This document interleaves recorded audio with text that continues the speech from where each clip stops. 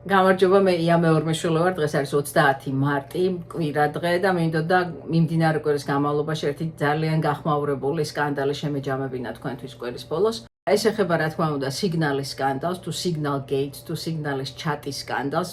ძალიან ბევრი სახელით არის უკვე ეს მოვლენა ცნობილი მთელ მსოფლიოში და ეხება იმ მიმოწერას, რომელსაც ამ სიგნალის აპლიკაციის გამოყენებით აწარმოებდნენ შეერთებული შტატების ეროვნული უსაფრთხოების დაზვერვის, თავდაცვის, მთელი ამ უშიშროების აპარატის სხვადასხვა დეპარტამენტების და სააგენტოების ხელმძღვანელები. ჩათი თუ თვითონ ეს მიმოწერა, მისი ინიციატორი იყო ამერიკის ეროვნული უშიშროების მრჩეველი პრეზიდენტი ტრამპისთვის მაიკ უოლცი, რომელმაც შექმნა სასაუბრო თუ ინფორმაციის გასაცვლელად ეს ჯგუფი და ჩართო მასში დაახლოებით 15 ადამიანი. ამას შედიოდა თავდაცვის მდივანი, დაზვერვის ცენტრალური სააგენტოს დირექტორი, ეროვნული დაზვერვის დირექტორი, ამერიკის სპეციალური მომლაპარაკებელი ახლო აღმოსავლეთში, ასევე პრეზიდენტ ტრამპის აპარატის უფროსი, სახელმწიფო მდივანი და ძალიან წარმოგიდგენიათ ახლა რა დონის თანამდებობებზეა საუბარი აქ და შემთხვევით მაიკ უოლცმა ამ ჯგუფს ალბათ უნდოდა ვიღაცა სხვის დამატება დაამატა ჟურნალისტი ჯეფრი გოლდსტინი, რომელიც არის ჟურნალ ატლანტიკის მთავარი რედაქტორი. გოლდსტინს თავიდან ყოველ შემთხვევაში იმ სტატიაში, რომელიც გამოაქვეყნა, რომელსაც შემდეგ ეს სკანდალი მოჰყვა, თავდაპირველად გოლდსტინს ეგონა, რომ ეს იყო რაღაცა ხუმრობა, რომელშიც ის ვიღაცამ შემთხვევით ჩართო, ან რომელსაც სპეციალურად უწყობდნენ გოლდსტინს. მაგრამ რამდენიმე დღის შემდეგ, მას შემდეგ, რაც შეერთებულმა შტატებმა წარმატებული იერიში მიიტანა ჰუსიტებზე იემენში, ის მიხვდა, რომ ეს ყველაფერი არ იყო ხუმრობა და გადაწყვიტა სტატიის გამოქვეყნება.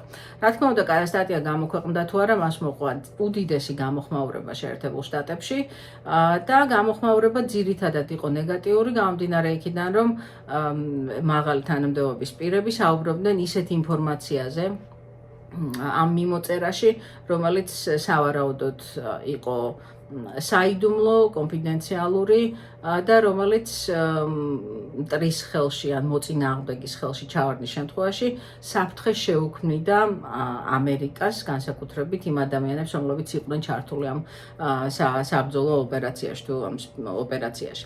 მიმოწერაში ასევე ჩართული იყო შეერთებული შტატების ვიცე-პრეზიდენტი ჯეი დი ვენსი, რომელმაც თავიდან რაღაც ისე სკეპტიკურად შეაფასა ეს ოპერაცია, მას უნდოდა რომ ოპერაცია ცოტა დაყოვნებულიყო, თუმცა მზად იყო რომ კონსენსუსს დათანხმებოდა და განეხორციელებინათ ოპერაცია მაშინ, როცა უმრავლესობა იტყოდა რომ კარგი დრო იყო.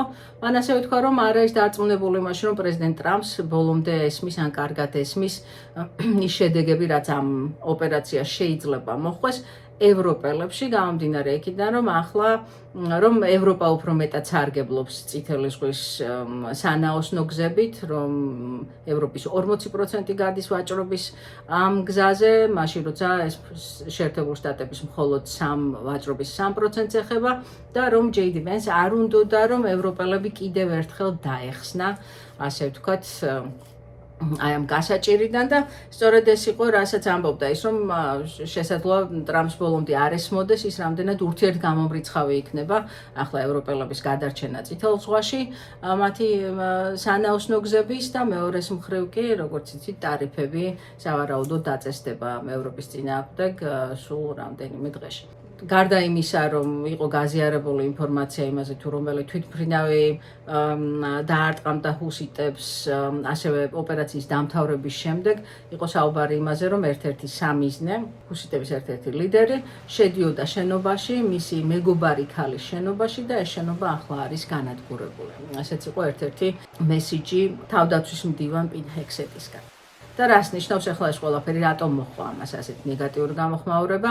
ჯერ ერთი იმიტომ, რომ ეს ყველაფერი უკავშირდება შეერთებული შტატების ეროვნულ უშიშროებას და საიდუმლო ინფორმაციას, რომელიც სავარაუდოდ საფრთხის ქვეშ იყო, ან შესაძლოა საფრთხის ქვეშ ყოფილიყო, გამომდინარე იქიდან, რომ მიმოწერა ხდებოდა დაუცველ ესეთ სამოქალაქო სისტემაზე, რომელიც მიჩნეულია როგორც უსაფრთხო, თუმცა 100%-ით ეს არ არის გარანტირებული.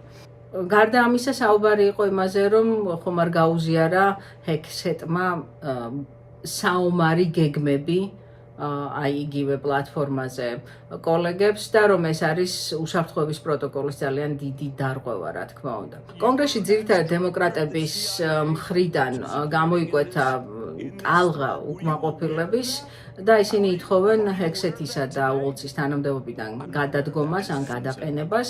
პრეზიდენტი ტრამპი კვირის განმავლობაში რამდენჯერმე გამოვიდა, მოგეხსენებათ ეს კითხვა, ეს თემა არის ერთ-ერთი ყველაზე ხშირად დასმული კითხვა ამ კვირის განმავლობაში, რა ბედიელის უოლცსა და ჰექსეთს და პრეზიდენტმა ტრამპმა, ასევე მისმა პრესმდივანმა, თავად უოლცმაც, თავად ჰექსეთმაც, ყველა მოარყვეს ის, რომ მათ საიდუმლო ინფორმაცია რამენაირად საფრთხეში ჩააგდეს და ასევე განაცხადეს, რომ ისინი აგრძელებენ მუშაობას. პრეზიდენტმა ტრამპმა თქვა, რომ ის ინარჩუნებს ნდობა საკუთარი გუნდის მიმართ და რომ უოლციც და ჰექსეთიც გააგრძელებენ საკუთარ თანამდებობებზე მუშაობას. და რა მოხდა ახლა ამ ყველაფერს? მოხდა ის, რომ კონგრესი ითხოვს გამოძიების ჩატარებას იმასთან დაკავშირებით თუ რა მოხდა, როგორ და რატომ. დემოკრატები ცდილობენ, რომ ამ გამოძიებით ანგარიშვალდებულება დააკისრონ ყველა იმ ადამიანს, რომელმაც შეცდომა დაუშვა ან დანაშაული ჩაიდინა. რესპუბლიკელები კი ამბობენ, რომ გამოძიება უნდა ჩატარდეს იმისთვის, რომ გავიგოთ რა მოხდა, იმისთვის და მომავალში თავიდან ავიცილოთ მსგავსი შემთხვევები და შეცდომებიო. სხვათა შორის უოლცმა თქვა, რომ ეს იყო შეცდომა, რაც მოხდა, თუმცა არა ის, რომ ჰქონდათ მიმოწერა ან არა ის თემები, რაზეც მიმოწერაში იყო საუბარი, არამედ შეცდომა იყო ის, რომ გოლდსტეინი აღმოჩნდა ამ ადრესატების სიაში. საკმაოდ საინტერესო იყო ისრაელის რეაქცია ამ ყველაფერზე. ისრაელის დაზვერვის წყაროებზე დაყრდნობით, ისრაელის მხარე არის ძალიან გაბრაზებული და გაღიზიანებული ამ ინციდენტით. გამომდინარე იქიდან, რომ სავარაუდოდ ინფორმაცია იემენში ჰუსიტი ამ ერთ-ერთი ლიდერის ადგილსამყოფელის შესახებ შეერთებული შტატების დაზვერვის სამსახურებს მიაწოდა სწორედ ისრაელის დაზვერვა.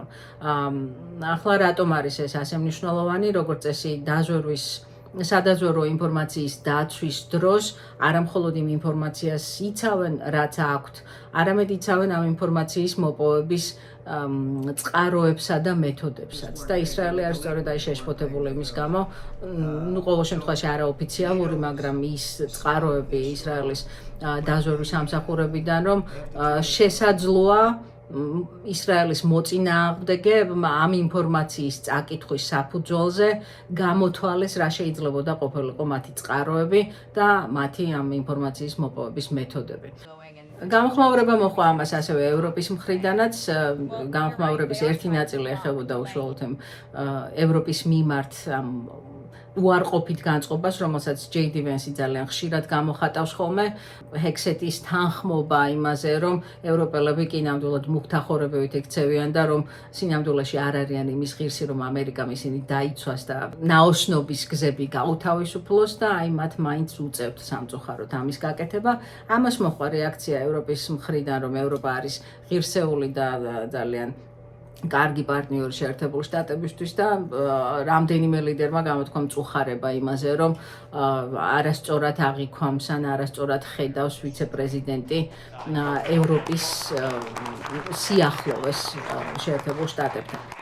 სულ ეს იყო, რაც მინდოდა დღეს მეთქვა. საკმაოდ ხმაურიანი კვირა იყო ამ მხრივ, საკმაოდ დიდი სკანდალია, რომლის შედეგებიც სავარაუდოდ ძალიან დიდი ხნის განმავლობაში შეგვახსენებს ხოლმე თავს. მნიშვნელოვანია ის, რომ ერთ-ერთმა ფედერალურმა მოსამართლემ საუბრის მონაწილეებს უთხრა, რომ შეენა დაავალდებულა იურიდიულად, რომ შეენახათ მიმოწერის ტექსტები და რომ ისინი არ წაეშალათ, რაც იმაზე მიუთითებს, რომ თუ იქნება გამოძიება, ეს მიმოწერა შესაძლოა გამოყენებული იქნას როგორც რაღაცა ფორმის სამხილი და უნდა დავალოდოთ და ვნახოთ მომავალ კვირას რა მოხდება, რა შედეგები მოხდება ამას.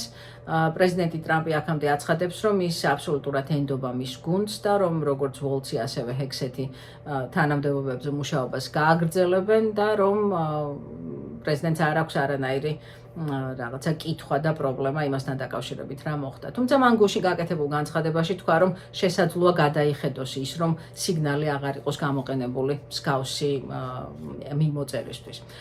დავალოდოთ, ვნახოთ. მე ამით დაგემშვიდობებით, დიდი მადლობა ყურადღებისთვის და დანარჩენი მოგვიანებით.